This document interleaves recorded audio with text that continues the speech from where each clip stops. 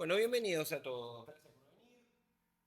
Vamos a arrancar. La idea de la charla de hoy es un poco lavar la cabeza.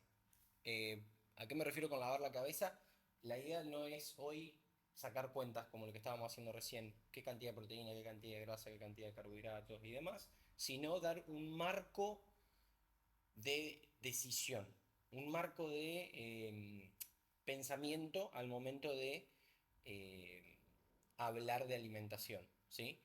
Eh, Vamos a ver justamente en la charla que hay un montón de variables que generan, por ejemplo, ruido, ¿sí? Vamos a ver bien la definición de ruido, qué es ruido y qué es un sistema complejo y por qué eso estorba mucho al momento de tomar decisiones, al momento de hablar de alimentación y al momento de hablar de un montón de otras cuestiones como puede ser también actividad física, pero bueno, la charla de hoy entonces es eso, es dar un esquema de decisión, un esquema de pensamiento para, bueno, que justamente cuando hablemos de alimentación podamos tomar decisiones acertadas, ¿sí? Bueno, a mí me gusta siempre arrancar todas las charlas con una frase. Arrancamos con esta frase, ¿sí? Que el alimento sea tu medicina y que tu medicina sea tu alimento. Es una frase de Hipócrates que es considerado como el padre de la medicina. Buenas tardes.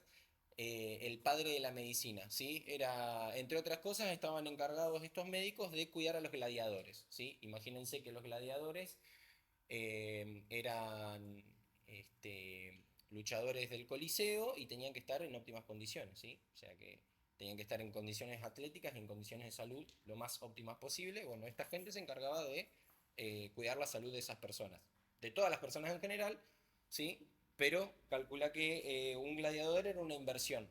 Entonces, bueno, necesito que mi inversión me dé plata, entonces necesitamos que el tipo esté sano, ¿sí? Un poco al revés de lo que pasa hoy con un montón de situaciones. No pretendas ser un guerrero si comes como un cerdo. Este es de un filósofo más contemporáneo. Bien, lo que comemos condiciona nuestro estado de ánimo, nuestro rendimiento, nuestra estética y nuestra energía. Una de las decisiones más sensatas entonces que podemos tomar es aprender qué y cómo comer.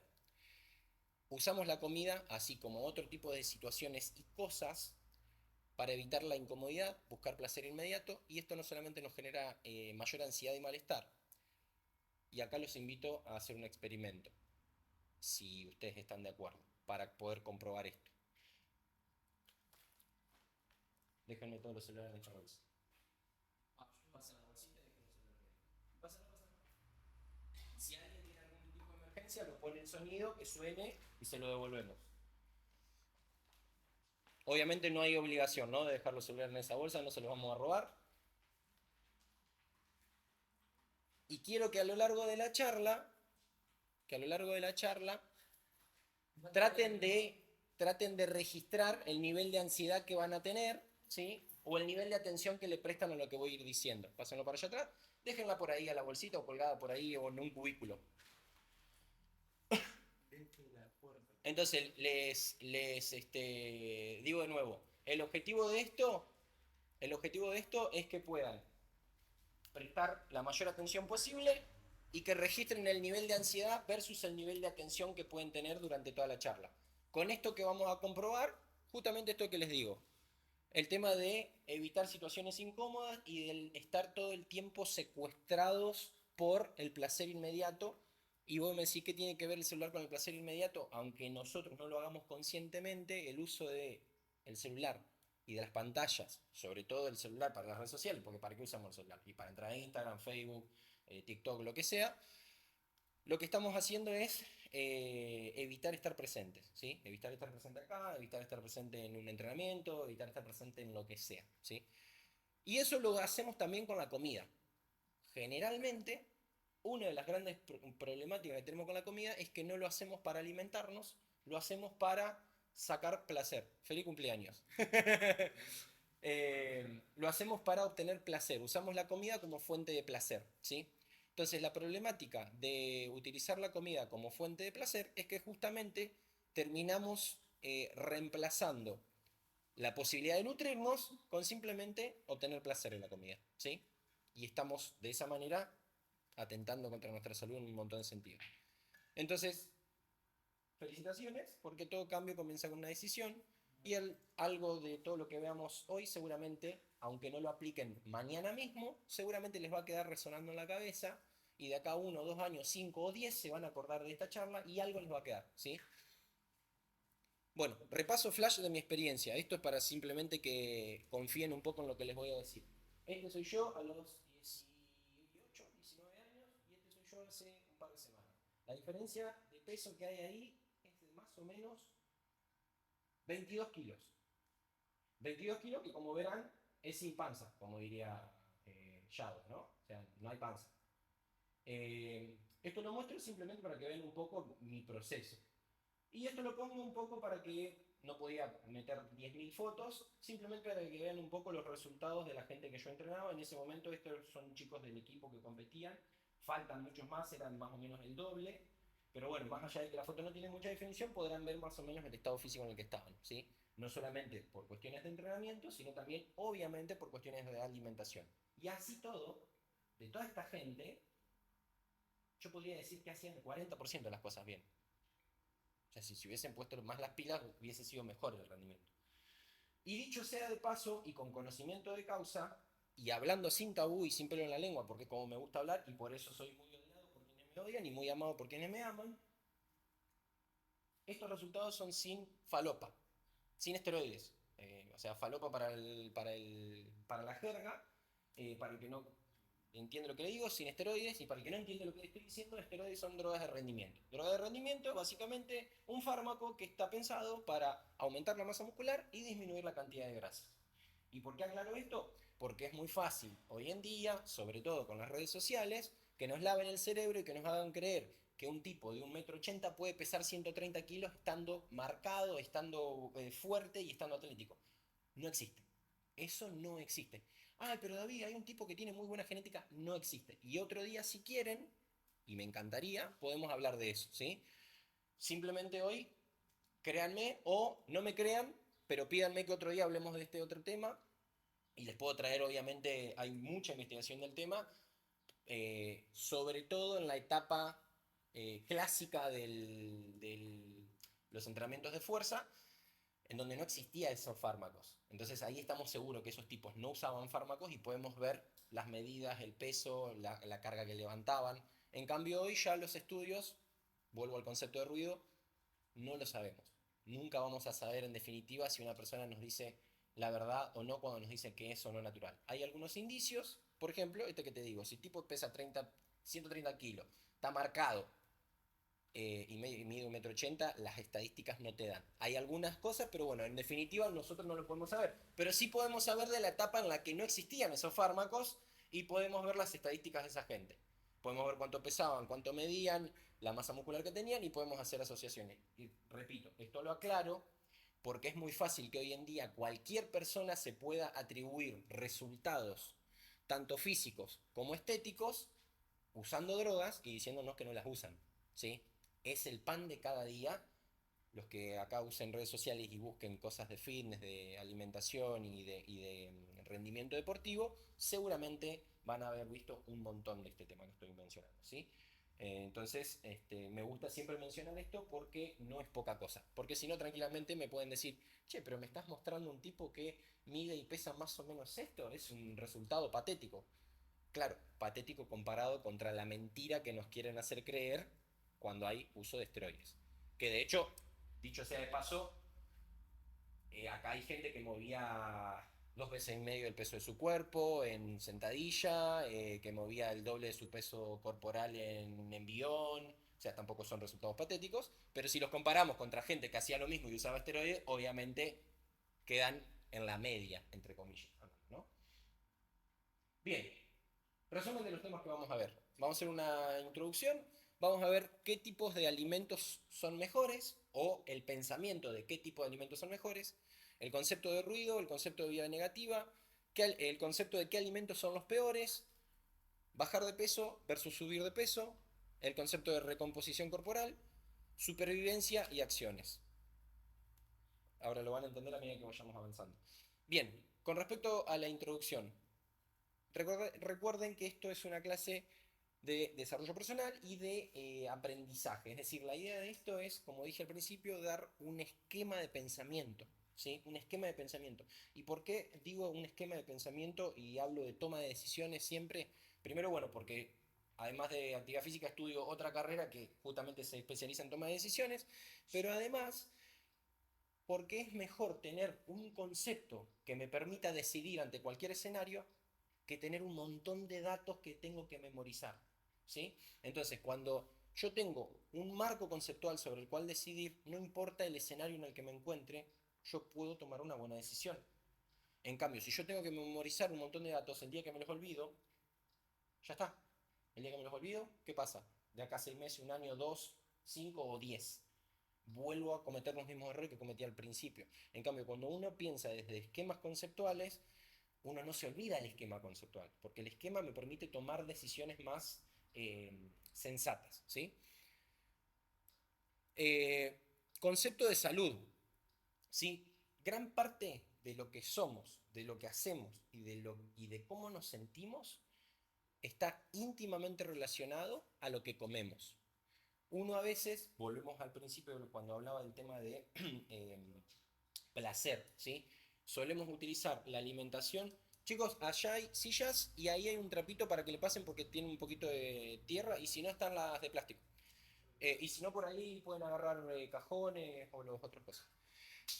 Generalmente, ¿qué hacemos? Sentimos hambre, comemos para no sentir hambre. O me junto con alguien a comer, como algo rico, que no está mal, ¿sí? Esto es lo importante. Cuando digo estas cosas, no estoy diciendo que eso esté mal. Yo también lo hago. No es algo que está mal per se. El problema es cuando el único esquema de decisión que tenemos es comer para no tener hambre, comer por placer. Cuando el único esquema de decisión que tenemos es ese, estamos en un problema, ¿sí? Y ese es casi que el único esquema de decisión que tiene la mayoría de la gente. Entonces, volviendo un poquito sobre el concepto de salud, gran parte de lo que somos, de cómo nos sentimos y de en definitiva la energía, el estado hasta emocional que tenemos, tiene que ver con lo que comemos. Obviamente con cómo nos movemos y otra serie de hábitos, pero hoy puntualmente estamos hablando de la alimentación.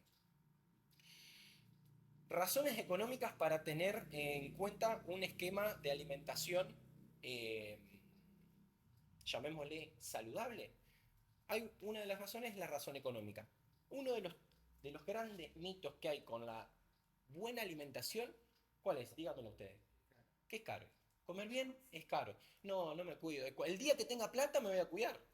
El día que tenga plata voy a hacer actividad física. El día que tenga plata voy a ir y así llegamos a los 95 años, nos morimos y vivimos una vida de mierda.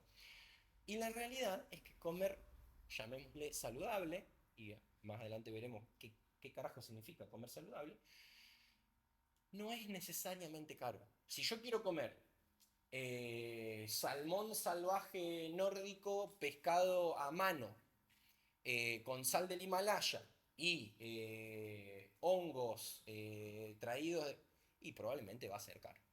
¿Es necesario comer así para comer saludable? No, no es necesario comer así. Si te querés dar el lujo de comer así, está perfecto, ¿sí? Pero no es necesario comer así para poder comer saludable y poder estar saludable, ¿sí? Con respecto a eso, hoy concretamente no les traje datos de estos, pero en alguna otra ocasión lo puedo hacer. Tengo, digamos, harta experiencia derribando este tipo de mito puntualmente porque eh, gran parte de lo que hemos hecho cuando hemos entrenado gente para competir, claro, tenemos la problemática de enseguida en qué piensa un deportista al momento de decir alimentación o rendimiento. Hablen. ¿Cómo?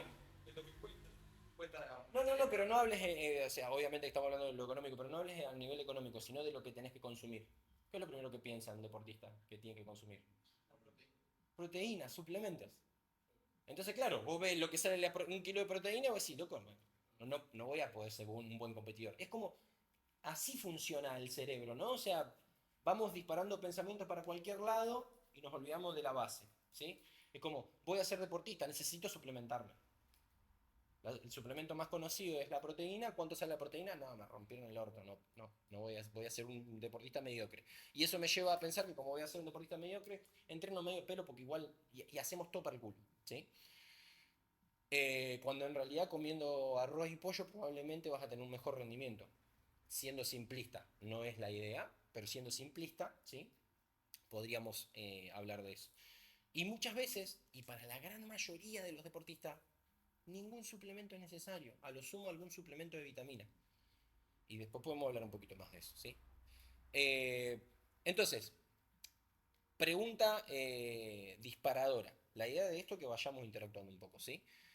¿Podríamos arriesgarnos a decir con seguridad qué dieta es la mejor?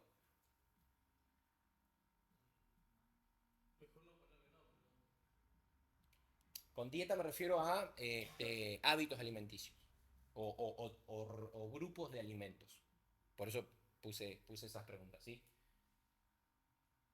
¿La mejor para qué? ¿La mejor para qué? ¿Para ganar una olimpiada? ¿Para verme marcado? ¿Para tener fuerza? ¿Para ganar masa muscular? ¿Para ganar masa muscular manteniendo mi salud? ¿O ganar masa muscular sin importar las consecuencias que yo pague a nivel salud? ¿Para verme marcado manteniendo mi salud o sin importar las consecuencias que yo pague a nivel salud? Se entiende que ya no es tan fácil cuando nos empezamos a plantear de esa manera las preguntas. ¿La mejor comparada contra qué? Volvemos a lo mismo. De pronto decimos que la dieta es cara, pero comparada contra qué. Claro, si yo digo que no, lo que pasa es que la proteína del pollo no es la mejor porque el pollo es criado en corrales de feedlot y qué sé yo, y la mejor proteína es la del salmón del Himalaya y no sé qué, eh, entonces prefiero comer una hamburguesa del McDonald's, que es de peor calidad que es más cara. O sea, es una esquema de decisión de mierda. Bueno, ¿en dónde o con qué disponible? Esta pregunta viene a razón de esto.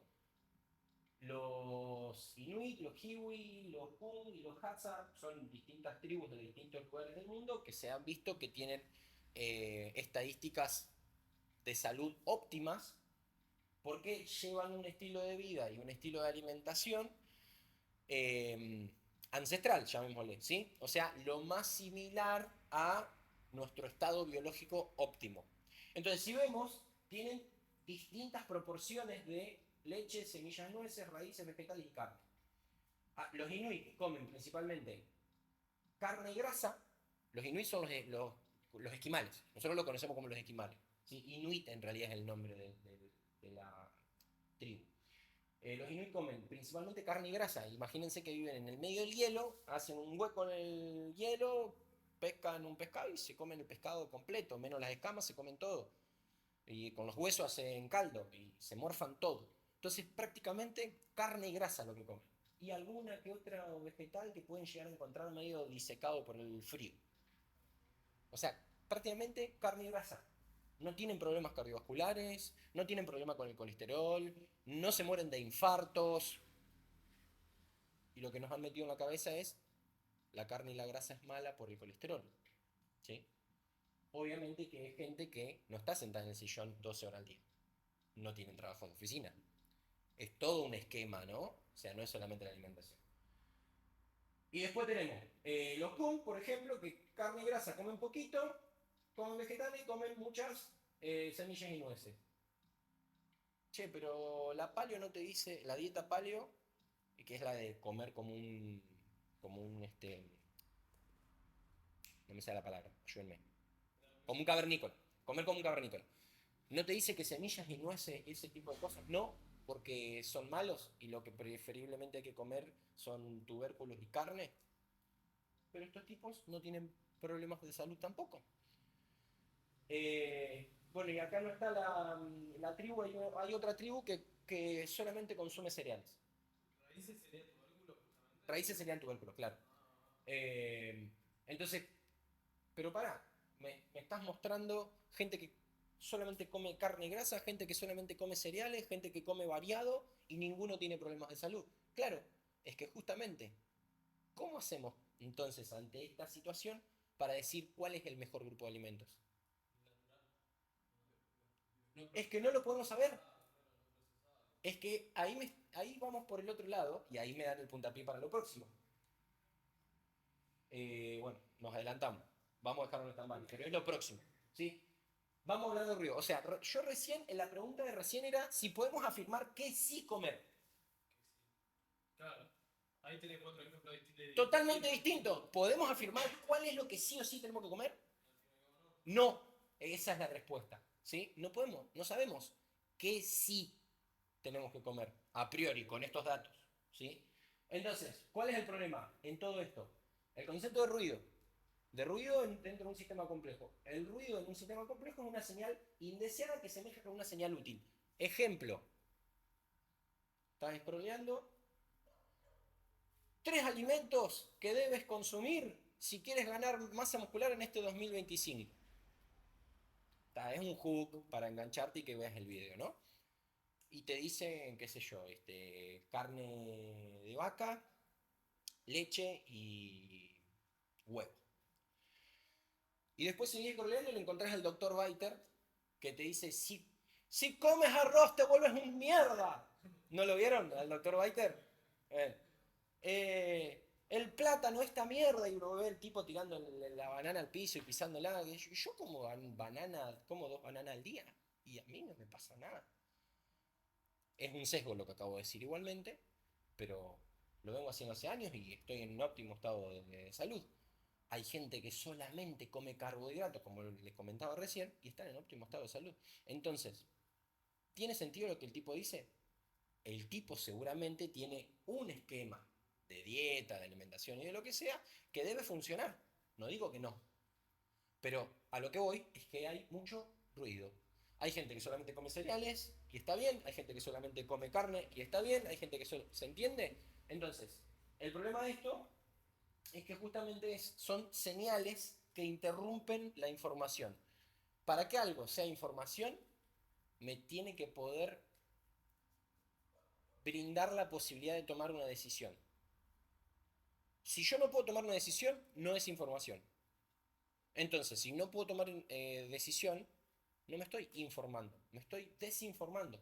Por más que parezca que tengo un montón de información, me estoy desinformando. Que es, con las redes sociales pasa mucho eso y bueno, en el ambiente político pasa muchísimo.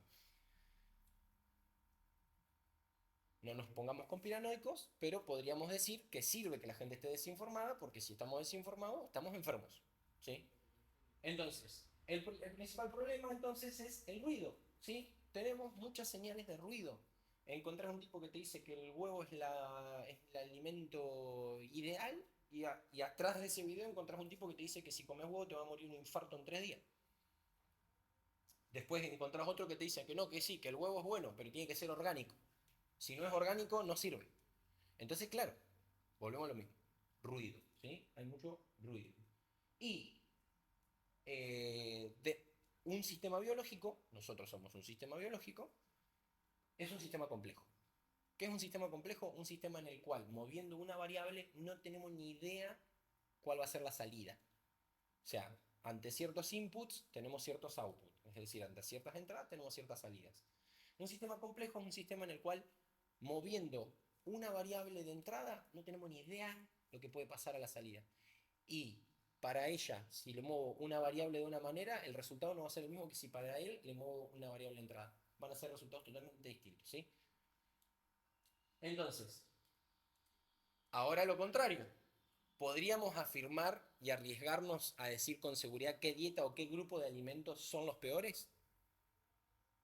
Sí, ¿Por qué? ¿O de qué manera? ¿Cómo? ultraprocesados, por ejemplo. Bien, entonces, si para nosotros nutrirse es igual a salud y de forma secundaria tenemos, valga la redundancia, los objetivos secundarios, es decir, primero la salud y después los objetivos secundarios, por ejemplo, el verme bien, el verme marcado, el ganar masa muscular. Como objetivo secundario a primero mantener la salud, ya nos empieza a dar cierto esquema de decisión.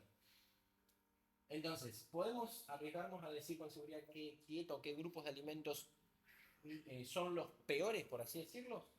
Sí. ¿Cuál es? La dieta occidental, estándar. Sí, la dieta occidental estándar, también conocida como dieta americana estándar, es un patrón de alimentación que se caracteriza por alto consumo de grasas trans, colesterol, proteínas de origen animal, azúcar y sal. Ahora, yo acá no lo agregué, lo tenía que haber agregado, no es proteínas de origen animal. El problema de esto, que es como lo podemos encontrar en internet, es que no habla de proteínas de origen animal de un churrasco. Lo que pasa, y acá volvemos al concepto de ruido, es que esto está considerado en base a la dieta estándar occidental. Y la dieta estándar occidental consume proteínas de las hamburguesas, de las salchichas, ¿sí? De las patitas de pollo, esas que vienen congeladas. Entonces, claro, sí, si vos eso encima lo comes frito, acompañado de mayonesa y de coca, la culpa la tiene la proteína animal. Es como cuando dicen, no, comer asado es malo. Yo, el asado es una de las comidas que yo más recomiendo. Si tenés la posibilidad y te da el bolsillo, comelo todos los días. Pero asado. El problema no es el asado, el problema es el vino, la picada, el flan, el helado, el vino de nuevo, el fernet. ¿Qué culpa tiene un pedazo de carne cuando arrancás a las 10 de la mañana a chupar fernet? Para cuando te serviste el asado ya está más adobado vos que la carne. Ni hablar de la picada que te comes antes. El asado lo tomás con vino. Cuando terminás de comer, te comes medio kilo de helado, flan, y después seguís a la tarde jugando al truco con la familia o con los amigos y chupando fernet hasta las 6 de la tarde. Y la culpa la tiene el asado. ¿Se entiende? Bueno, eso nos pone en contexto de proteína de origen animal.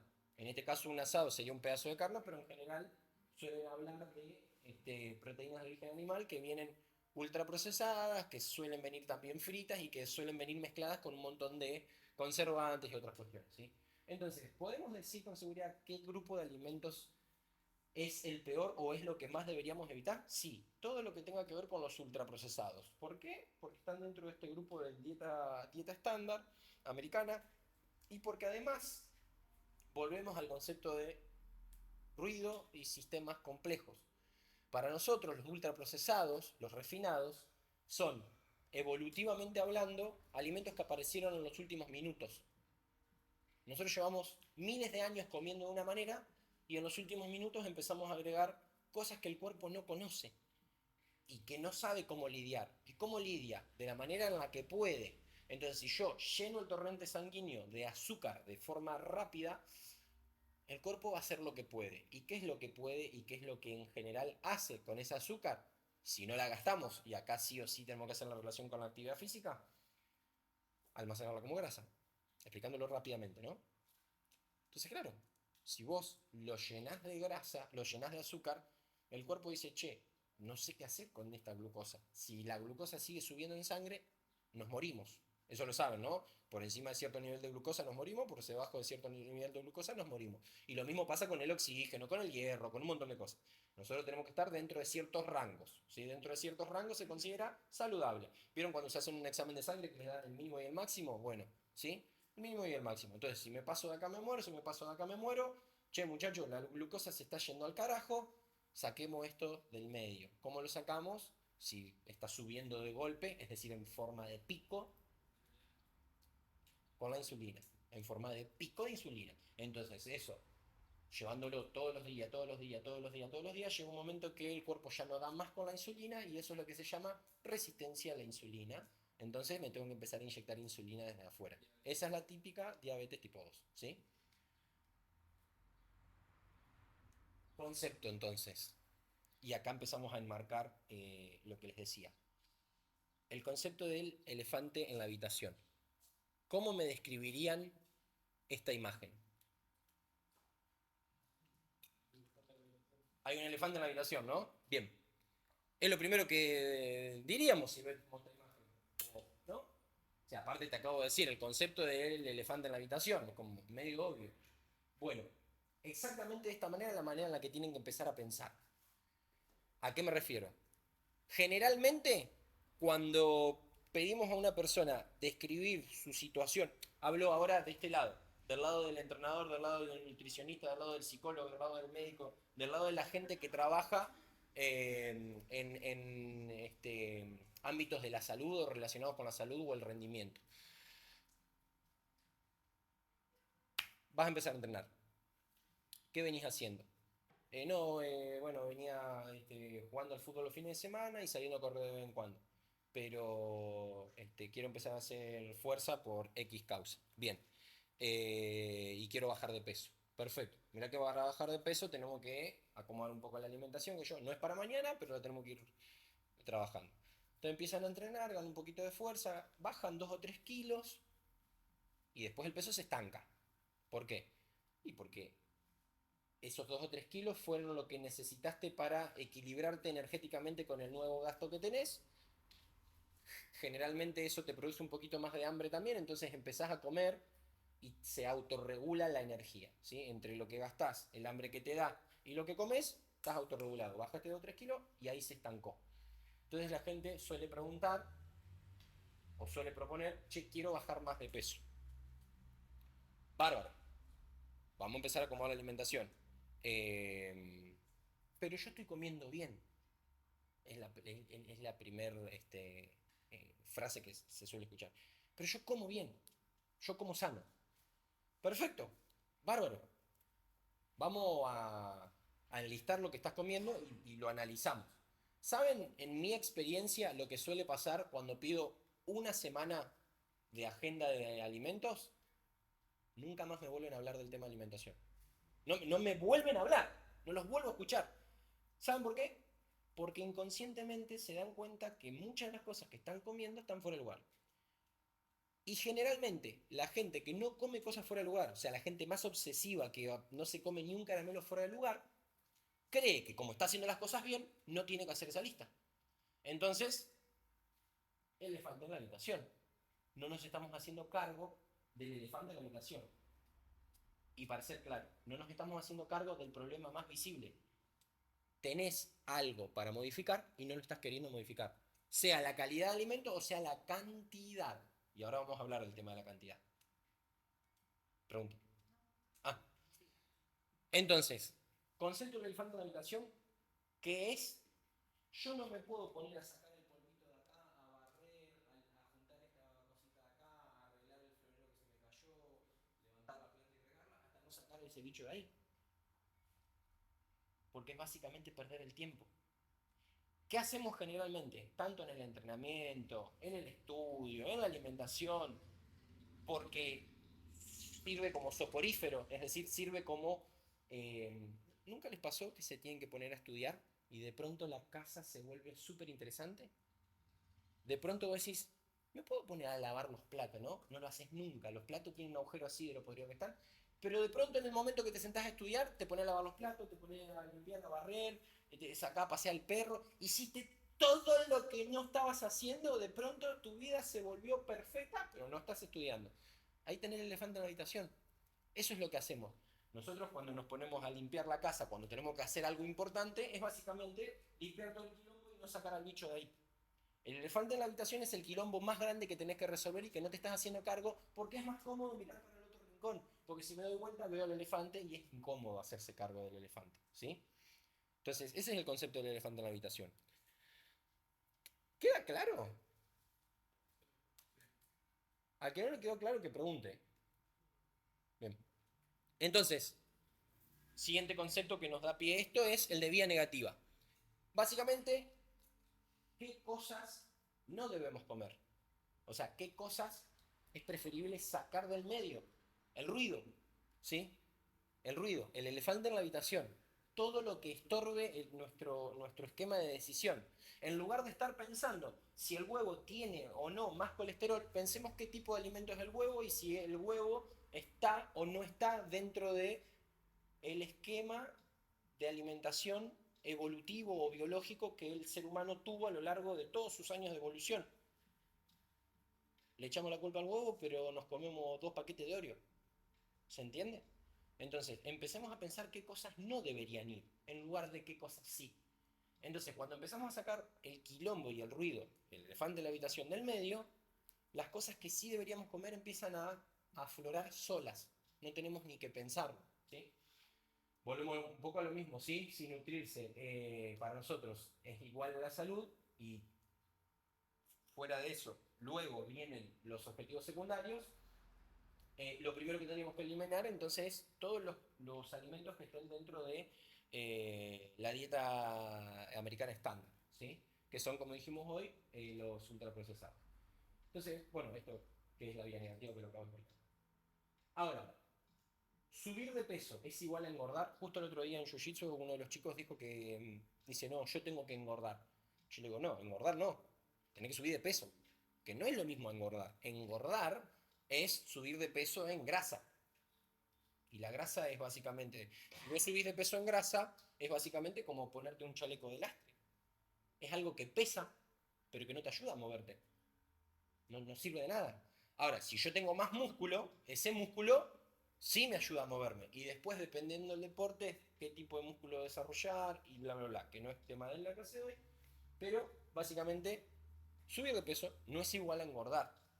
Entonces, ejemplo que tenemos típico de esto son las antiguas, y digo antiguas por más que se siga haciendo, porque hay investigaciones que ya nos demuestran esto que voy a decir, las antiguas dietas de bulk and cut. Bulk and cut le dicen a fase de volumen, fase de recorte en el culturismo, que es en donde más se usa. Fase de volumen, fase de recorte. Me pongo en engorde durante 8 meses, 10 meses, un año, y recorto durante 3 meses, 4 meses, 5 meses, 6 meses o lo que sea. ¿Sí? Entonces, ¿qué pasa? ¿Sirve? Sí, sirve. O sea, sirve. Yo subo de peso y en esa suba de peso gano grasa, pero también gano glucógeno y gano algo de músculo. Después tengo el trabajo de sacarme la grasa de encima. ¿Y qué pasa cuando empiezo a sacarme la grasa de encima? Tengo que hacer, y ahora vamos a hablar bien de qué se trata, una restricción calórica. Es decir, tengo que recortar. Pero cuando recorto, pierdo grasa, pero también pierdo glucógeno y también pierdo músculo. Entonces, en definitiva, es estar luchando constantemente contra eso. Sin hablar de que se suele hacer con fármacos, ¿no? Por eso hoy lo comentaba. Entonces, cuando yo subo de peso, yo puedo subir en glucógeno, puedo subir en inflamación y retención de líquidos, puedo subir en masa muscular magra, puedo subir de grasa o puedo simplemente ponerme más ropa.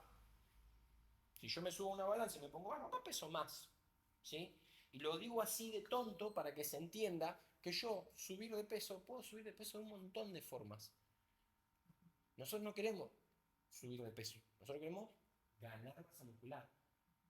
Y seguramente alguien me va a preguntar, ¿y pero si yo quiero bajar de peso? ¿Bajar de peso es necesariamente igual a perder grasa? No, porque de la misma manera en la que puedo ganar glucógeno, puedo perderlo. De la misma manera en la que puedo ganar inflamación, puedo bajarla. De la misma manera en la que puedo ganar masa muscular magra, la puedo perder. De la misma manera en la que puedo ganar grasa, la puedo perder. Y de la misma manera en la que me pongo ropa, me la puedo sacar. Es decir, subir de peso no es necesariamente engordar. Bajar de peso no es necesariamente perder grasa. Entonces, ¿cuál es el concepto que tenemos que pensar? Es el de recomposición. Recomposición es básicamente intentar ganar músculo mientras que trato de perder grasa. Las dos cosas a la vez. Y a pesar de que a priori podría parecer contraintuitivo, no lo es. No es contraintuitivo. Se puede ganar músculo y perder grasa a la vez porque no son necesariamente fisiológicamente opuestas, pero obviamente que va a ser más lento que si hago el Google Can Cut. Va a ser más lento, pero va a ser más sostenible. Porque el Bull Can Cut no es sostenible en grandes periodos de tiempo, ni a nivel económico, ni a nivel salud, ni a nivel resultado tampoco. ¿Sí? Eh, Ahora, yo digo ganar músculo y perder grasa, y automáticamente lo que puede llegar a pasar es que si yo lo que quiero es bajar de peso, ¿qué van a pensar? Pero yo tampoco quiero ganar músculo. Yo quiero bajar de peso. Y volvemos a lo mismo, hay que tener claro los conceptos. Vos no querés bajar de peso, vos querés perder grasa. Y es importante tener esto bien metido en la cabeza. Yo pongo el coso para que no pasen por ahí y vos pasas por ahí. Eh, ¿Se entiende? El que quiere bajar de peso no quiere bajar de peso. El que quiere bajar de peso quiere perder grasa. No quiere bajar de peso. Quiere perder grasa. ¿Quién en su sano juicio quiere perder su músculo? Ni el que quiere verse musculado, ni el que quiere estar saludable. Nadie. Perder músculo no es sano. De hecho, está tipificado como una enfermedad. Se llama sarcopenia. Si vos perdés músculo, estás en un problema. Y te acabo de decir que no pase por ahí. ¿Se entiende? Entonces, nosotros tenemos que enfocarnos en perder grasa, no en perder músculo. De hecho, tenemos que enfocarnos en ganar músculo. Todo lo que pueda, siempre que pueda. A Arnold le gusta esto. Siempre que pueda, todo lo que pueda. Por eso es que el entrenamiento de fuerza, entre otras cosas, tan importante, porque es básicamente lo que maximiza la ganancia de músculo. Para maximizar la ganancia de músculo, además del entrenamiento de fuerza, tenemos la cuestión de la alimentación. Entonces, ¿por qué ganar músculo es una buena estrategia para perder grasa? Porque cuanto más células vivas tengo, ¿qué es lo que pasa? Más le tengo que dar de comer a esas células. Piénsenlo si tienen hijos. ¿El bolsillo te va a sobrar plata o va a estar cada vez más seco? Hay que darle de comer a las criaturas. Entonces, si yo tengo un hijo, no es lo mismo que si tengo 5. Le tengo que dar de comer. Piénsenlo de la misma manera en el cuerpo. Cuanto más células activas tengo, mi metabolismo basal, que es básicamente la energía que consume mi cuerpo para estar vivo, aumenta. Si mi metabolismo basal aumenta, ¿de dónde saca esa energía el cuerpo? Y de la grasa. ¿Sí? Entonces, ahora vamos a ver igual el concepto de restricción calórica. ¿Sí? Obvio, pregunte. La recomposición tiene como un límite, puede ser. O sea, llega un punto en el que te estancás, digamos. Sí. Y es a ver, vos con esa pregunta te referís a la estrategia de recomposición o a la cantidad de masa muscular que se puede ganar. Porque ambas tienen límites. Claro, la estrategia y la cantidad que ganás. Obvio, sí. Hay épocas, hay etapas en las que conviene hacer un superávit. Conviene hacer un superávit. De hecho, si vos querés maximizar la ganancia de músculo, tenés que hacer un superávit. Hoy en día estoy en superávit. O sea, cuando uno quiere maximizar la ganancia de músculo, tenés que hacer superávit. Punto. Y después charlamos cómo, con qué tipo de alimento y demás. Pero hay que hacerlo, que eso ahora lo vamos a hablar. David, pero ¿cómo que superávit? O sea, vos estás intentando comer lo máximo que podés comer. No, ahora lo vemos. Ahora lo vemos. Bueno, supervivencia, concepto de supervivencia. Nuestra genética está marcada por la supervivencia en entornos de escasez. Es decir, no tiene la más mínima idea de lo que significa la abundancia. Por ende, tampoco el sedentarismo. Es decir, soy un cavernícola, me despierto temblando del frío, porque no tengo cobijas, no tengo, lo único que tengo es un fueguito ahí cerca como para 15 monos, y encima con hambre. Me despierto, digo, oh, voy a ver qué hay en la heladera. Digo, ah, no hay heladera, porque soy un cavernícola. Claro, entonces voy a decir, bueno, voy al kiosco. Ah, claro, no hay kiosco. Soy un cavernícola, no hay kiosco. Y voy a decir, bueno, voy al Carrefour. Tampoco hay Carrefour porque soy cavernícola. De la puta madre, tengo que conseguir comida. Vengo de 8 horas de sueño, o sea que ya por lo menos tengo 8 horas de ayuno, si es que tuve la suerte de que el día anterior la caza fue buena. Es decir, que conseguimos un animal y nos lo pudimos comer o que conseguimos alguna fruta por ahí. Si encima estamos en la época glaciar, olvídense, fruta y vegetales no conseguimos. Si tuvimos suerte, rascamos alguna raíz de por ahí, de algún árbol que se puede comer. Si tuvimos suerte. ¿Cómo? Totalmente. Entonces, ¿qué tengo que hacer? Bueno, tengo que salir a cazar. Tengo que salir a conseguir un animal. O a recolectar fruta y verduras si es que estoy en un entorno que lo permite. Entonces estoy sin alimento en el estómago, con la glucosa baja, moviéndome. ¿Nosotros cómo podríamos llegar a imitar eso? Y no se los recomiendo a los que son deportistas, simplemente estoy poniendo en contexto el concepto de supervivencia, entrenar en ayuno o hacer actividad física en ayuno. ¿Sí? O sea, los tipos salían a buscar animales en estado de ayuna. Entonces, ¿qué hacían? Número uno, movimiento. Número dos, consumo de reserva energética, o sea, de grasa. Estaban en cetogénesis. O sea, cetogénesis es producción de energía a través de las grasas. ¿Sí? Producción de glucosa a través de las grasas. Del cuerpo cetónico, perdón. Entonces, el cuerpo no sabe cómo lidiar con la abundancia de alimento que tenemos hoy. No tiene ni idea, porque nuestra genética está marcada por la supervivencia en entornos de escasez. No tiene ni idea lo que es que le mandemos glucosa constantemente. Entonces, ¿qué hace cuando uno le manda glucosa constantemente? La trata de almacenar, porque no sabe cuándo va a volver a tener eso. ¿Se entiende? ¿Por qué? Porque tiene que sobrevivir. Entonces, genéticamente, el cuerpo va a tratar de reservar todo lo que pueda, siempre y cuando el entorno le permita reservar. Nosotros hoy estamos en un entorno que nos recontra súper permite reservar. Que el entorno nos permita reservar no significa que nosotros psicológicamente consumamos todo lo que podemos, pero el entorno lo permite.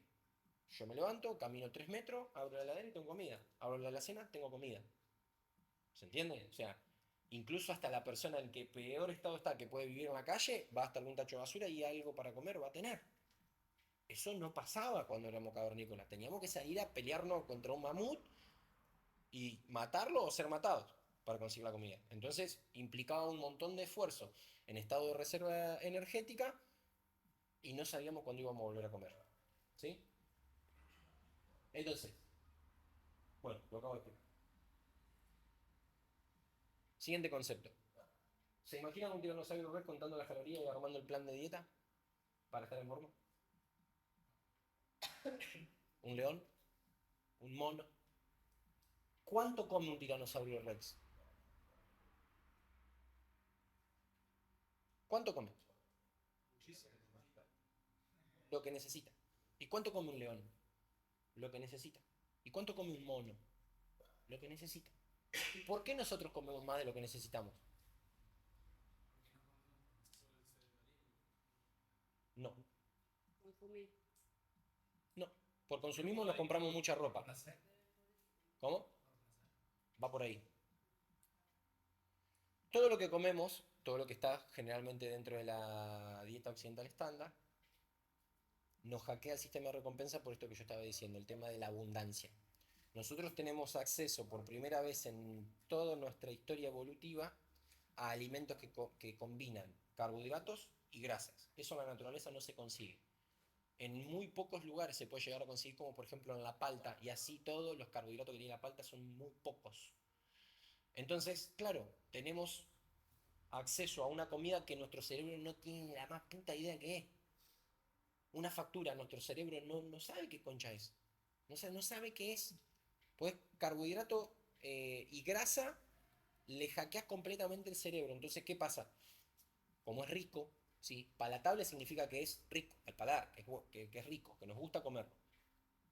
Eh, el glutamato monosódico, por ejemplo, es algo que se le pone a la comida para que sea más rica, literalmente. O sea, ¿pero qué? ¿Más dulce? ¿Más salado? No, más rica. O sea, el sabor umami, no sé si saben lo que es básicamente sabor a rico. ¿Sí? Bueno, el glutamato monosódico es eso, es sabor a rico. Se le pone eso a la comida para que sea rica. Entonces, claro, nos dan una combinación de macronutrientes que en la naturaleza no se consigue. A eso sumale los aditivos que le ponen para que sea más rico. Nuestro cerebro, cómo funciona, cuando nosotros estamos en un entorno natural, comemos todo lo que podemos, como Tiranosaurio Rex, hasta que nos llenamos. Nuestro cerebro nos dice, a través de la grelina, ¿sí? Que es la hormona del hambre, cuando baja la grelina, ya no hay más hambre, y al ratito, hormona del placer, dopamina, ¿sí? Que básicamente la dopamina es lo que el cerebro nos da como recompensa por alguna actividad que nos mantiene vivos o que perpetúa la especie, ¿sí? Comemos, baja la grelina, hormona de recompensa. ¿Qué es lo que pasa cuando nosotros comemos ultraprocesados? Exactamente lo opuesto. Primero tenemos la hormona de recompensa. Es decir, empiezo a comer una hamburguesa del McDonald's, está rica, quiero más. Me como un helado, está rico, quiero más.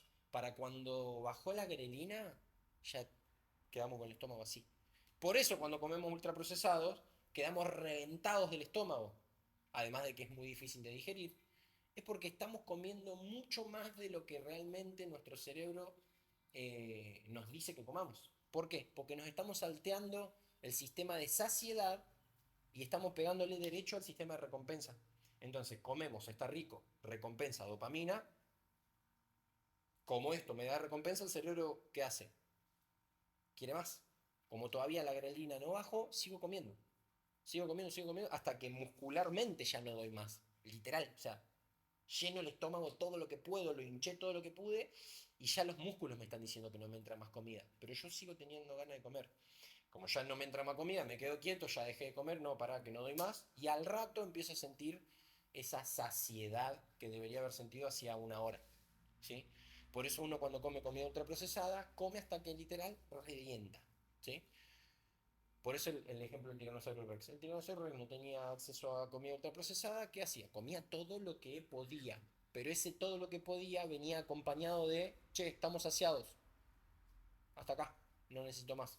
Entonces probablemente se comía un pedazo de animal y capaz que un pedazo de animal quedaba tirado. Porque no seguía comiendo, porque no le daba placer. Era como, ya está, listo, estoy lleno. Ese pedazo de animal se lo comería algún carroñero. ¿Sí? Entonces, para redondear un poco todo lo que vimos hasta acá, ¿qué comer y cómo comer? Bueno, en principio tenemos que tener en cuenta la cuestión del balance energético. ¿Sí? Balance energético es consumir lo mismo que gasto. ¿Cómo hago para consumir lo mismo que gasto? ¿Cómo saco la cuenta? El hambre. No hay que sacar cuentas. Me guío por el hambre.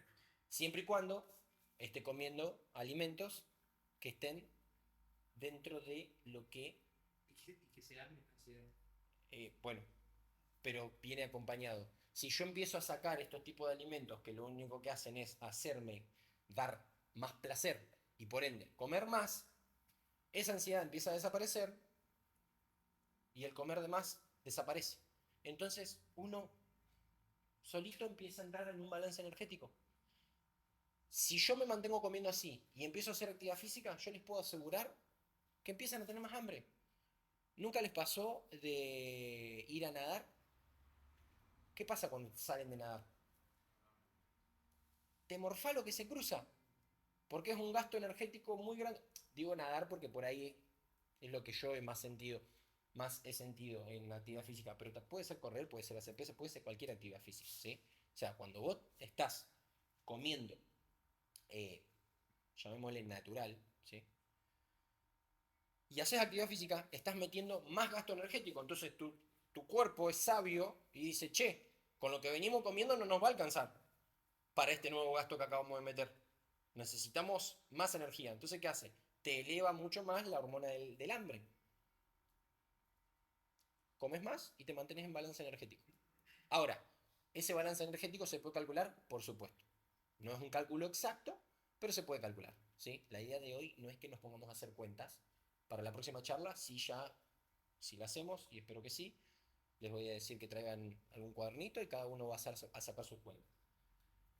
Ahora, balance energético, entonces dijimos que es consumir lo mismo que gasto. Pero también tengo para arriba y tengo para abajo. Es decir, o consumo más de lo que gasto o consumo menos de lo que gasto. Si consumo más de lo que gasto, se llama superávit calórico. ¿Sí? O sea, superávit es tener más de lo que tenía. Ni más ni menos. Déficit calórico es que estoy debiendo calorías. Estoy consumiendo menos de lo que gasto. ¿Sí? Entonces necesito 2000 para sobrevivir y estoy consumiendo 1800. ¿Qué va a pasar con ese gap de 200? Lo voy a empezar a pagar con algo de tejido de mi cuerpo. ¿Por qué digo con algo de tejido? Porque no sabemos qué va a ser con qué tejido lo vamos a pagar. No sabemos si lo vamos a pagar con glucógeno, con grasa o con músculo. No lo sabemos. Dependiendo de la estrategia alimenticia y la estrategia de entrenamiento, vamos a tener mayor seguridad de que va a ser cierto tipo de tejido y no otro tipo de tejido. En general, el músculo magro, el cuerpo siempre trata de protegerlo lo más que puede. Por ende, es muy probable que pierda o glucógeno o grasa, pero dependiendo de la estrategia y de lo que esté comiendo y lo que esté haciendo. ¿Sí? Es por eso que los fisiculturistas como cardio usan caminar para no usar energía de músculos. O no sé. No, está relacionado, pero no. Eh, hacen caminar generalmente en ayuna, porque cuando uno está en ayuna, uno está en, digamos, por abuso del lenguaje, más cerca de la cetosis. No es así, no estás cerca de la cetosis, pero estás consumiendo más grasas como fuente de energía. ¿Por qué? Porque al estar en estado de reposo, nosotros ahora en este momento en estado de reposo, nos mantenemos energéticamente a base de grasas, a menos que tengamos la glucosa elevadísima en sangre. Si vos tenés la glucosa elevada en sangre, lo que estás usando para mover el abanico es glucosa. Si la glucosa en sangre está estable o está baja, lo que usás para estar vivo es grasa. ¿Por qué? Porque ahora me preguntás. Porque es un sistema energético más estable. Es decir, ¿Y en actividad física qué usás? glucógeno. Principalmente. O sea, los azúcares. Principalmente. Y te digo principalmente porque hay que ver qué tipo de actividad física y en qué minuto. No es lo mismo maratón en el minuto 7 que maratón en el minuto 93, que maratón en el minuto 242. No es lo mismo lucha a los 30 segundos que lucha a los 25. No es lo mismo pesas cuando estás haciendo cargadas que pesas a los 45 minutos haciendo bíceps. No es exactamente lo mismo. Hay un continuo energético. El continuo energético es básicamente grasa, glucosa y ATP, que son los tres sistemas de energía. Los tres sistemas energéticos producen ATP. Los tres. El de los fosfágenos, el de las grasas y el de la glucosa. Los tres producen ATP. La célula lo único que conoce es el ATP, que se produce a través de esos tres sistemas. Ahora, ¿cuál es el sistema que predomina? Depende de la intensidad y depende del minuto. O sea, del minuto me refiero al momento. Si yo estoy en el primer pedazo del entrenamiento y es un entrenamiento muy intenso, estoy gastando los fosfágenos. A partir de los 2, 3 minutos, 5 minutos, estoy gastando glucosa. Y a partir de los 30 o 40 minutos estoy gastando principalmente grasa. ¿Significa que no estoy gastando los otros dos? No. Significa que estoy principalmente gastando ese sistema energético. Principalmente. Por eso se habla de un continuo energético. O sea, no hay forma de que el cuerpo diga, ahora sí esto y esto no. No, no hay chance. Gasta todo, pero en distintas proporciones. Y obviamente que eso cambia dependiendo qué es lo que comí antes, hace cuánto lo comí, si estoy hace 2 días en ayuno o estoy comiendo cada 2 horas, ¿sí? Por eso depende de un montón de situaciones, ¿sí? ¿Esto a cuenta de qué vino la pregunta? Yo te pregunté si, porque estábamos hablando, Bien, sí. La caminata entonces se hace como estrategia para redireccionar el consumo energético hacia las grasas. Como uno cuando se despierta está en estado basal y está principalmente con la glucosa baja en sangre y consumiendo principalmente grasas, si uno no eleva de golpe las pulsaciones y se mantiene dentro de ese rango, pero lo aumenta un poquitito, estás redirigiendo el consumo hacia las grasas. Pero obviamente que eso en general se hace en los periodos de recorte, en los periodos de cut. Entonces, balance energético. Consumo más de lo que necesito para estar vivo, superávit. Consumo menos, déficit. ¿Hasta ahí vamos? ¿Cómo lo sabemos? Primero calculando nuestro balance energético, es decir, lo que necesitamos para estar vivo. Si ustedes leen los paquetes, van a ver eh, el asterisquito que dice estimado en base a 2000 kilocalorías diarias, que es más o menos en promedio lo que necesita un ser humano para estar vivo. Pero un ser humano que, ¿quién es? Es un promedio. Obviamente que cada uno es distinto en base a su peso, en base al sexo, en base a la edad, en base a la actividad física, ¿sí? Vías para la restricción calórica. ¿Por qué hablamos de la restricción? Porque es lo más típico. Lo más típico es querer perder grasa y hoy la charla de hoy está un poco orientada hacia eso. Repito, en otras charlas hablaremos de otras situaciones. Vías para la restricción calórica. Es decir, formas de llegar a la restricción calórica. ¿Cuáles se les ocurren que pueden haber? O checar comida o aumentar actividad. Esa es una. Cambiar lo que comés. elegir alimentos menos calóricos. Ejemplifiquen. Y empezar a comer, no sé, más, reemplazar proteínas que tienen mucha más grasa, que tienen más calorías, por proteínas que tienen menos calorías como las vegetales. Sí, pero son menos biodisponibles. Porque al fin y al cabo lo que más calorías tiene de las comidas así naturales son las que tienen más grasa, ¿no? Las grasas. Esa es la respuesta. Las grasas son de los tres macronutrientes, la que más, por gramo, lo que más caloría tiene son las grasas. Sí. ¿Eso significa que no hay que comer grasas? No. Las grasas son necesarias para un metabolismo sano. Necesitamos comer grasa. ¿Sí? Entonces, sí, lo que dijo él es verdad. Si como pollo, si como 200 gramos de pollo, no es lo mismo que si como 200 gramos de carne roja. La carne roja tiene más grasa que el pollo. Entonces, a priori podría ser una opción. ¿Sí? Porque ante el mismo volumen de comida tengo menos calorías. Lo que dijo Ángel también. No es lo mismo comerse 200 gramos de verduras, de hojas verdes, que 200 gramos de papa. No es lo mismo. La cantidad de alimento es la misma, pero calóricamente son distintos. Y obviamente que no es lo mismo que comerme 200 gramos de factura. ¿Sí? Y que no es lo mismo que comerme 200 gramos de Nutella. Pasa que la papa y la verdura son dos macros diferentes. También. Por eso no la puedes. No, son dos tipos de alimentos diferentes, pero los dos tienen lo mismo. O sea, es más, hay, Pero la papa tiene almidón y las verduras no. No tanto almidón. pero tienen carbohidratos las dos. Si yo te hago comer una bolsa así de lechuga, probablemente tengan el mismo carbohidrato que una papa. Pero es más difícil conseguir esa cantidad de carbohidratos de una bolsa de lechuga. Entonces, volvemos a lo mismo. 200 gramos de lechuga no tiene la misma cantidad de carbohidratos que 200 gramos de papa. O sea, es menos denso. Menos denso significa que hay menos de eso que yo estoy buscando en la misma cantidad. ¿Sí? Por eso, por ejemplo, una bolita así de madera no pesa lo mismo que la misma bolita de metal. Porque cambian su densidad. Hay más cantidad de materia en el mismo volumen. Entonces, en el mismo volumen, en la misma masa, 200 gramos, la papa es más calórica. En una factura, la factura es más calórica, ¿sí? En el mismo volumen. Pero yo puedo conseguir a priori 100 gramos de carbohidrato de papa y 100 gramos de carbohidrato de facturas. Para conseguir 100 gramos de carbohidrato de la papa, me tengo que comer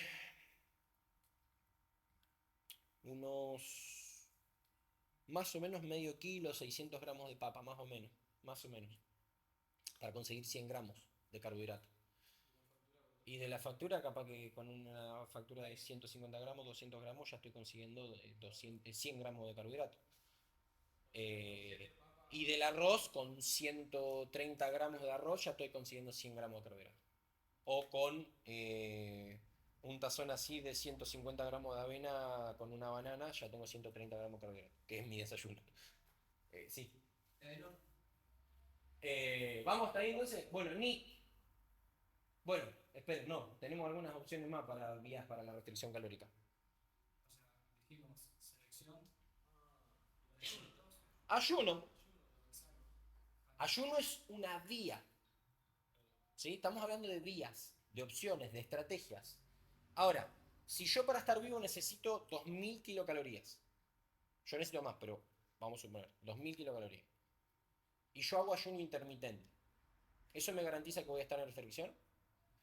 no, pero el clavado es algo necesario. Depende de lo que comas después. Después te comes una Springfield y terminaste comiendo como 5000 calorías. ¿Es lo único que como en el día? Con eso Si es lo único que como en el día, no, estoy en restricción. estaría llegando a los 2000 y pico. No, menos. Menos. Sí. Tomando lo que está. Sí, lo habíamos calculado hicimos acá, el dueño de Vikings viene a entrenar acá y calculamos cuánto era una doble con no me acuerdo, y eran 700 y pico calorías, una animalada. Pero si es lo único que comes en el día, estás en restricción como por 1300 calorías. ¿Qué te faltan todavía para llegarte? Sí, para llegar a las 2200. No, no necesariamente. Lo que estoy queriendo decir es que yo puedo hacer ayuno, pero igual estar en superávit.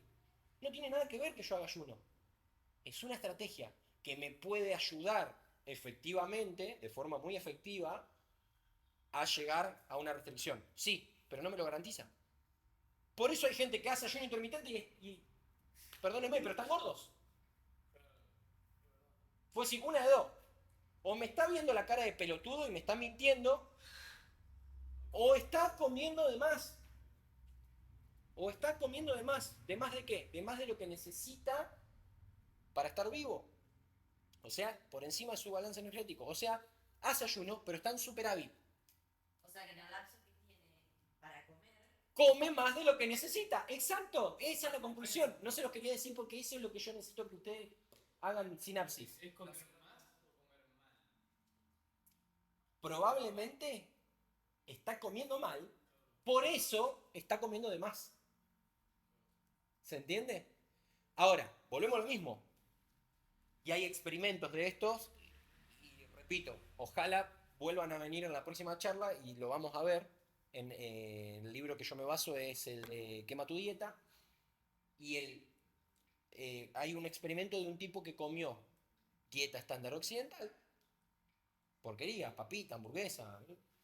Pero calculó al gramo la cantidad de calorías e hizo una restricción calórica durante 2 o 3 meses. El tipo bajó de peso porque estaba en restricción calórica, pero estaba comiendo basura. Es contraintuitivo, ¿no? Claro que es contraintuitivo, porque uno piensa que come una hamburguesa y va a engordar. Entonces fíjense cómo ahora empezamos a poder salirnos un poco del esquema, que es lo que propone la dieta flexible. Pero bueno, no me quiero adelantar. Vamos a terminar con esto. Ahora cuando terminemos, igual si quieren nos quedamos un cachito más charlando de eso.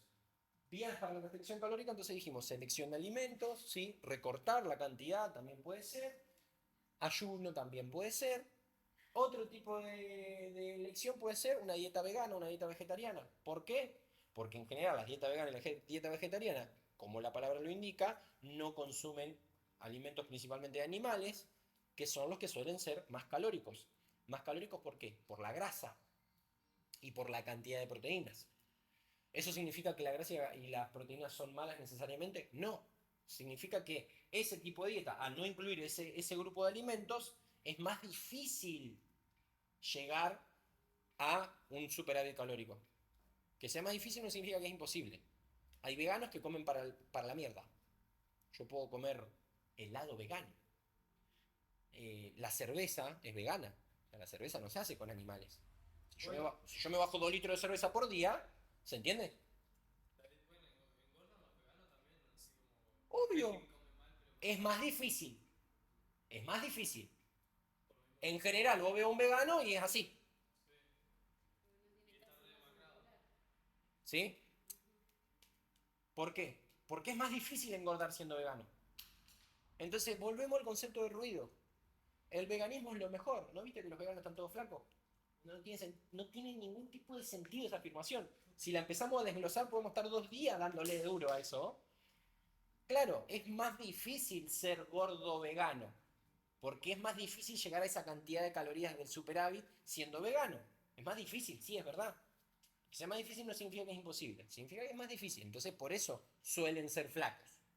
Pero ser flaco significa, es sinónimo de salud. Ya lo vimos hoy que no.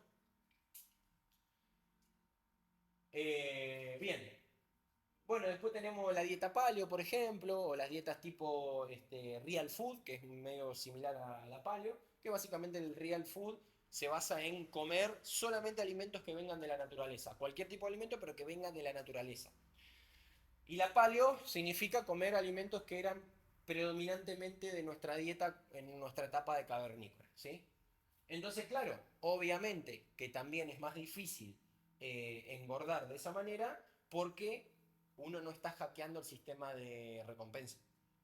Al comer alimentos naturales, llamémosle, uno no hackea el sistema de recompensa, entonces es menos probable que uno coma de más. Menos probable, no imposible, menos probable. NEAT, Non-Exercise Attribute Thermogenesis. Es decir, termogénesis no atribuida al entrenamiento. Es decir, energía que gasto fuera del entrenamiento. ¿Y cuál es la energía que gasto fuera del entrenamiento? Exacto. Entonces, todo lo que yo haga fuera del entrenamiento es NEAT. El NEAT, aumentar el NEAT es la mejor y la forma más fácil, o sea, la estrategia más fácil de hacer para bajar de peso. No es entrenar más, es aumentar el NEAT. Es la mejor estrategia para bajar de peso. Porque cuesta poco, porque es fácil de hacer y porque es lo que más gasto calórico termina generando. ¿Cuántas horas entrenamos al día? ¿Hora y media? ¿2? ¿Y cuántas horas nos podríamos mover suave, casi sin percibirlo al día? Literalmente el resto del día. Literalmente el resto del día. No significa que hay que hacerlo, significa que se puede. Limpiar la casa, salir a pasear al perro, salir a caminar, usar la bicicleta como medio de transporte, todo eso es NEAT.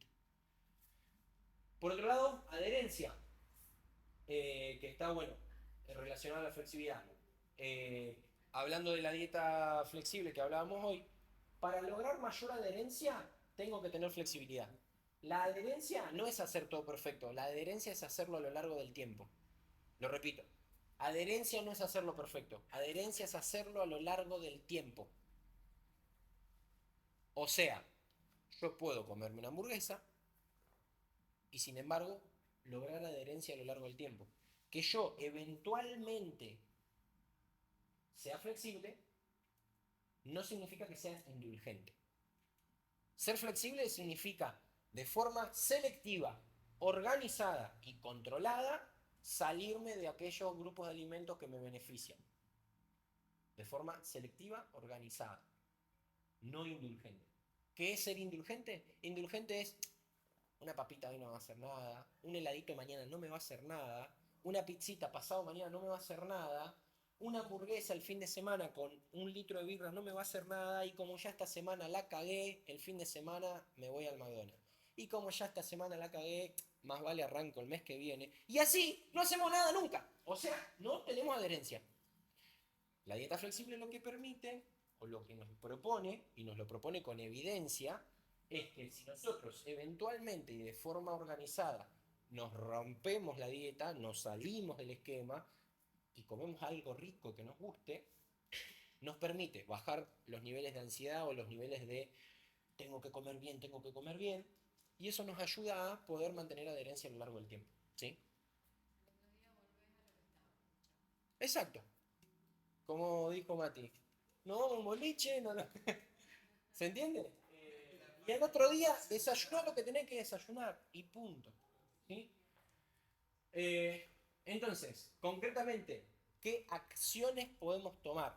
Concretas de todo lo que dijimos, porque todo lo que dijimos es muy lindo y está bueno para este momento, para un momento de compartir una charla y hablarlo. Pero ¿qué acciones podemos tomar? Bueno, acciones. Inventarios. Básicamente, ver qué carajo es lo que tenemos en nuestra casa para comer. ¿Sí? Y hacer un inventario.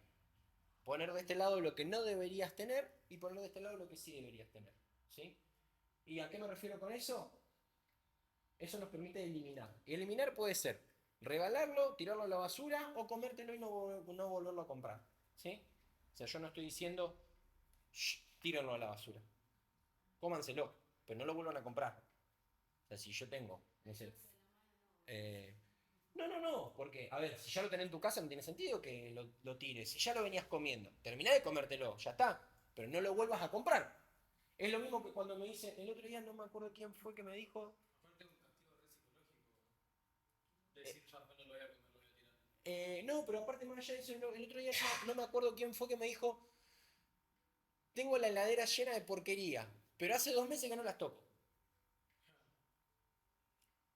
O sea, ¿para qué las tenés? Si no las vas a comer, ¿para qué las tenés? Para comerla, la tenés para comerla, o sea, no, yo tengo un helado en la heladera ¿viste? ¿Para qué? ¿Para comerlo? O sea, ¿para qué lo tenés? Para comerlo lo tenés. ¿Se entiende? Entonces, la mejor estrategia es no tenerlo. Y cuando yo vaya a salir de la dieta, de forma flexible, elegiré qué comer y cuándo comerlo. Me moveré hasta el kiosco o la heladería más cercana, me comeré lo que me tengo que comer y listo. Pero no lo tengo en mi casa. Limpieza y organización, bueno, básicamente esto es hacer el inventario, eliminar lo que tengo que hacer y organizar el almacenamiento de la comida. Planeación es básicamente hacer una listita de qué es lo que tengo que comprar, cómo, cuándo y dónde lo tengo que comprar. Hay alimentos que por ahí los compro de manera mensual, hay alimentos que los compro de manera semanal y hay alimentos que quizás los compro de manera diaria. Ejemplo de esto puede ser, compro carne y congelo de manera mensual, o arroz, por ejemplo, compro pescado de manera semanal y compro verdura y fruta de manera diaria. Por ejemplo, estoy poniendo un ejemplo, ¿sí? Bueno, hacer la compra concretamente, o sea, en la planeación yo me pongo una alarmita o algo de cuándo voy a hacer las compras, hago las compras y después armo una estrategia de consumo. La estrategia de consumo puede ser, todo esto lo estoy nombrando así porque de cada cosa podríamos hablar media hora. Una estrategia de consumo podría ser, por ejemplo, cuando voy a cocinar arroz, en lugar de cocinar 100 gramos para una comida, cocino medio kilo y ya lo dejo en la heladera. Cuando voy a cocinar huevos, cocino una docena de huevos y ya lo dejo en la heladera. Entonces eso me ahorra tiempo, sobre todo para las personas que por ahí trabajan en turno rotativo y tienen problema con los horarios, ¿sí? Entonces, estrategia de consumo es eso, es pensar de qué manera yo puedo facilitar la cocción, el almacenamiento y el consumo de los alimentos, ¿sí? Es uno de los mayores problemas del tunarismo, la organización y la Y organización. lo mismo pasa con el entrenamiento. Generalmente la gente dice que no tiene tiempo y es uno de los mayores problemas. Bueno, hoy en la mañana lo vimos. Aparte de tenerlo hecho, también te dice lo tengo que consumir porque lo tengo hecho. Totalmente. Y aparte te no facilita. lleva a- Vas con hambre a la heladera. No tenés helado, no tenés chocolate, no tenés salamín, tenés un huevo duro y una naranja y comes eso, ya está. Y un poco de agua. Te ayuda un poquito. Mucho más fácil que si obviamente va a la heladera y tenés un sándwich de salame. Y sí, yo también me comería el sándwich de salame. Si lo tengo. Pues si no lo tengo, no lo como. ¿Sí? Y eso hace que después es un ciclo virtuoso. Voy a la heladera, como lo que tengo que comer. Como no son porquerías, no me dispara la glucosa en forma de pico y tampoco me la baja en forma de pico, la glucosa se mantiene, ya no estoy con esa ansiedad que sentía antes. Como no estoy con esa ansiedad que sentía antes, no me veo propenso a comer porquerías, ¿sí? Pero repito, de forma flexible eventualmente lo podemos hacer y eso es lo que permite bajar también la ansiedad a largo plazo y por ende generar la adherencia, ¿sí? Si tomo la píldora azul, la historia termina acá, nos despertamos en nuestra camita y creemos lo que queremos creer. Si tomo la píldora roja, se cae en el país las maravillas y les enseño dónde termina la madriguera del conejo. Muchas gracias chicos por venir. Un aplauso para ustedes por el compromiso. La próxima venimos con cuaderno y sacamos cuentita. Bueno, ahora sí.